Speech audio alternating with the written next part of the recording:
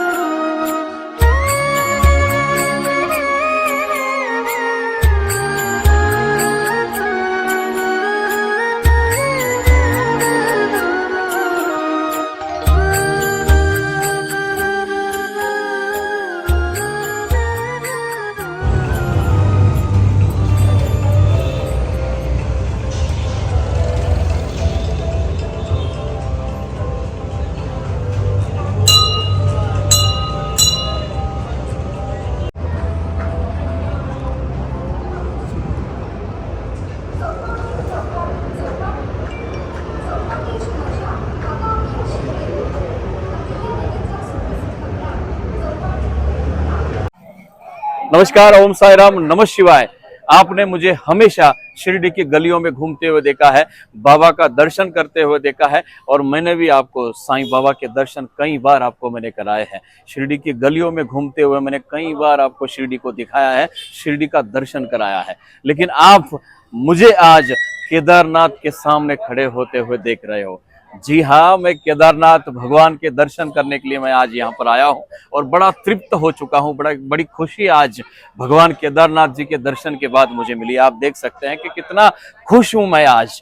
लेकिन ये केदारनाथ उत्तराखंड देवभूमि का केदारनाथ मंदिर नहीं है, बल्कि साईं बाबा की भूमि में बना हुआ एक केदारनाथ का बड़ा पावन मंदिर आज यहाँ पर आपको मैं दिखा रहा हूँ। और जिन्होंने भी इस कल्पना को आप तक पहुंचाया, जिन्होंने भी इस केदारनाथ मंदिर का शिरडी में निर्माण किया, उनसे मैं आपको मिलाना चाहता हूं।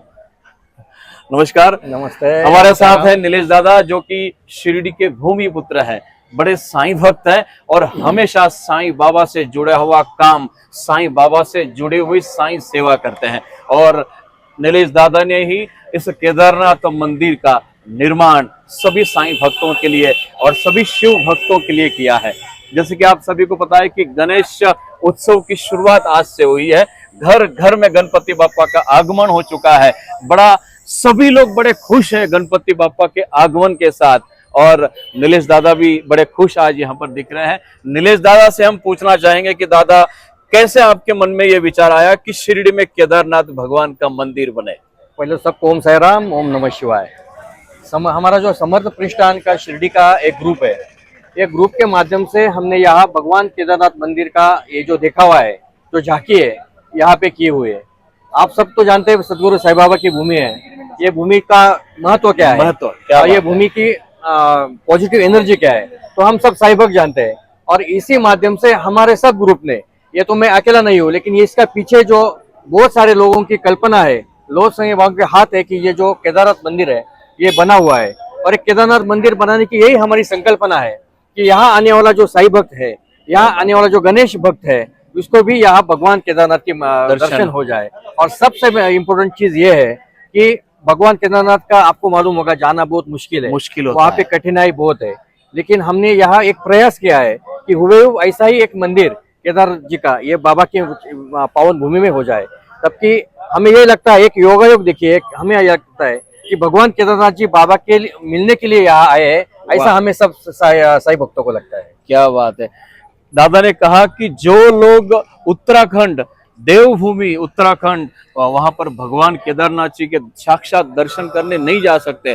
जैसे कि आपको पता है कि बड़ी मुश्किल यात्रा वो होती है, उस मुश्किल यात्रा को आसान करने का एक छोटा सा प्रयास शिरडी वासियों ने यहाँ पर किया है।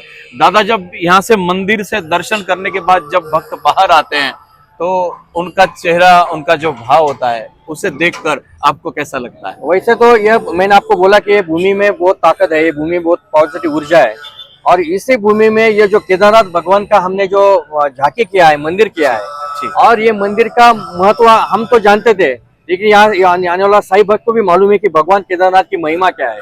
तो यहाँ आके वो इतना तृप्त होता है, आंखों में उसके आंसू रहते हैं, और वो बोलता है कि चलो भगवान बाबा को मिलने के लिए यहाँ केदारनाथ बाबा है।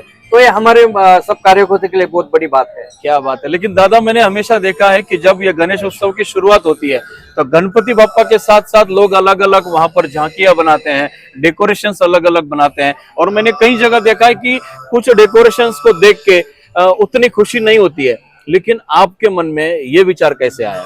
वैसे तो बस हमारा सब कार्यकर्ताओं का यही है, उसमें एक भाव होना चाहिए, जो हमारी भक्तिमय भाव है।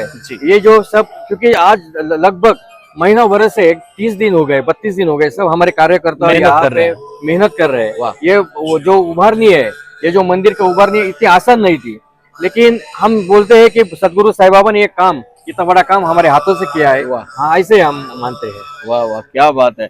सभी साईं भक्तों से मैं प्रार्थना करना चाहता हूं कि आज तक जब भी आप शिरडी आए तब आपने सिर्फ साईं बाबा का दर्शन किया होगा, लेकिन आज के बाद आने वाले 10 दिनों तक जब भी आप शिरडी की यात्रा करोगे, मुझे विश्वास है कि आप साईंनाथ के साथ साथ भगवान शिव जी के भी दर्शन आपके हो जाएंगे। और वो मुश्किल यात्रा जो है, जिससे डर कर आज लोग ये सोचते हैं कि मुझसे भगवान केदारनाथ का दर्शन नहीं हो पाएगा, वही भाव, वही भक्ति और वही दर्शन आपको शिरडी में साईंनाथ के साथ भगवान केदारनाथ के भी आपके हो सकते हैं। दादा से मैं विनती करना चाहूंगा कि दादा, आप सभी साईं भक्तों को शिरडी आने का एक आमंत्रण आपको करना है।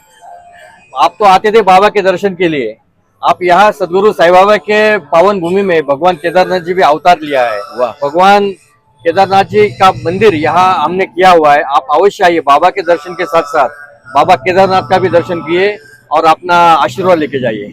क्या बात है। महाराष्ट्र से शुरू हुआ ये गणेश त्योहार, गणपति बापा का जो उत्सव है, ये महाराष्ट्र से शुरुआत हुआ है, और इसकी शुरुआत भले ही महाराष्ट्र से हुई है, लेकिन आज दुनिया भर में गणपति बापा के इस त्योहार को मनाया जाता है। घर घर में गणपति बापा का स्वागत आज यहाँ पर लोग कर रहे हैं, और मैं गणपति बापा से प्रार्थना करता हूँ कि सभी साईं भक्तों की मनोकामनाएं गणपति बापा वहां पर पूर्ण करे। और आप सभी को मैं इस त्योहार के लिए शिरडी आने का एक भाव भरा आमंत्रण भी करता हूं। जैसे कि आज से इस त्योहार की शुरुआत हुई है, आने वाली 17 तारीख तक भगवान केदारनाथ जी साईंनाथ के साथ यहाँ पर विराजमान रहेंगे, और साईंनाथ के साथ साथ आप भगवान केदारनाथ जी के दर्शन के लिए आप आइए और आपकी सभी मनोकामनाएं यहाँ पर पूर्ण करें। ओम साई राम, नमः शिवाय।